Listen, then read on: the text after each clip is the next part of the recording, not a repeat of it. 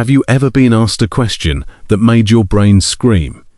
You know, the kind where the person is smiling, but your gut is doing cartwheels and whispering. Run? That's not just intuition, it's your survival instinct kicking in. You've just met a liar. And not just any liar. I'm talking professional level. The kind who can gaslight you until you question your own soul. But here's the thing. Liars don't just lie with words. They lie with questions. They ask things that seem harmless on the surface. But underneath, they're mind tests.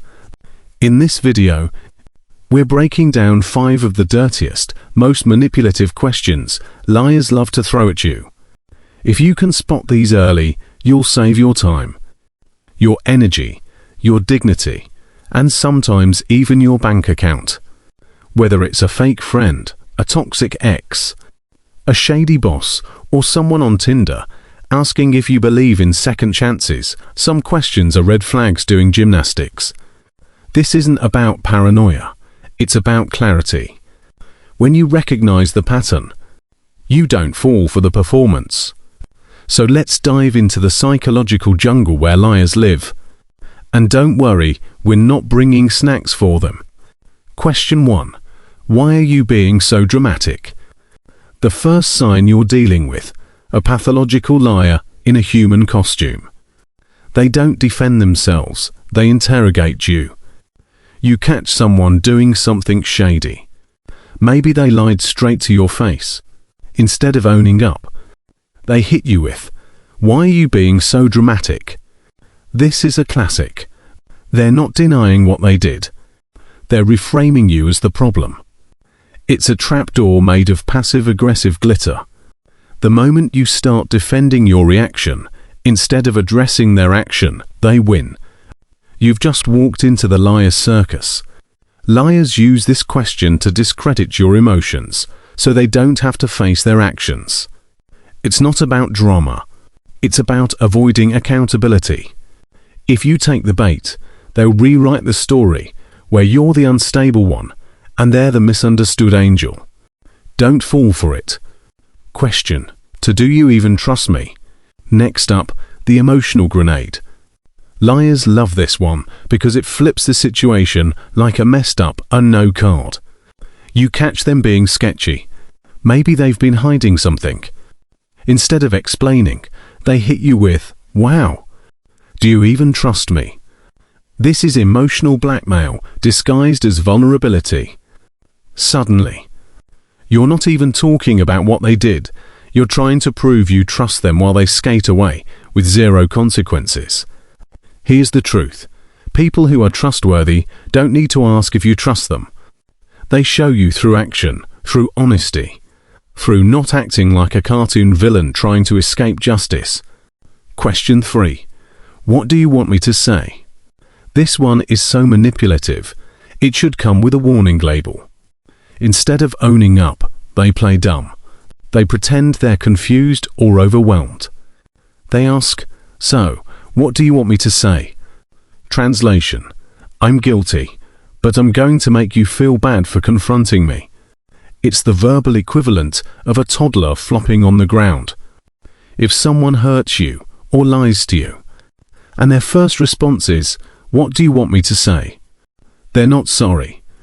They're trying to escape the conversation without admitting anything. They want you to hand them a script so they can fake remorse. Check the apology box and move on like nothing happened. Question 4. Can we just move on already? Liars hate being exposed. They especially hate long conversations where their masks start slipping. So they try to cut the conversation short with, "Can we just move on already?" Don't get it twisted. Moving on is part of healing, but skipping accountability isn't healing. It's emotional cheating. They want closure without consequences, peace without process, a hug without the sorry. But remember, you're not a doormat with a heartbeat. Question 5. Are you really going to throw everything away over this? This is the emotional nuke liars drop when their game is falling apart. They frame the conversation like you're the villain for daring to call out their betrayal. Sometimes they say it with tears in their eyes or fake panic in their voice. This question is a desperate guilt trip designed to make you question your boundaries. But remember this: if the price of keeping someone is betraying yourself, then it's too damn expensive. Recap and how to arm yourself. Let's recap. Liars ask questions not to learn, but to manipulate. Not to grow, but to control the narrative. They don't want truth, they want power over your perception of the truth. But once you recognize the playbook, you stop being a player and start being the referee. You call the fouls, you eject the clowns, and you protect your peace like it's worth more than gold, because it is. So the next time someone tries to gaslight you with a "do you even trust me?" look them dead in the eyes and say, "Trust? Bro, I don't even trust the expiration dates on milk." Book recommendations. For those asking about books on this topic, I've got you. 1. Telling Lies by Paul Ekman, written by the psychologist who inspired Lie to Me. It dives into micro-expressions and the science of spotting deception. 2. Spy the Lie by Philip Houston, Michael Floyd, and Susan Carnathero, former CIA agents, share techniques used by professional interrogators. 3. The Like Switch by Jack Schaefer, an ex-FBI agent, teaches how to read people and spot when liars are trying to win you over. 4. Dangerous Personalities by Joe Navarro breaks down the types of people you should avoid: manipulators, predators, sociopaths. 5. Lie Spotting by Pamela Meyer, a practical guide to identifying lies in real-world situations, business, dating, friendships. Read these, and you won't just spot liars, you'll have them sweating like a politician in a lie detector test.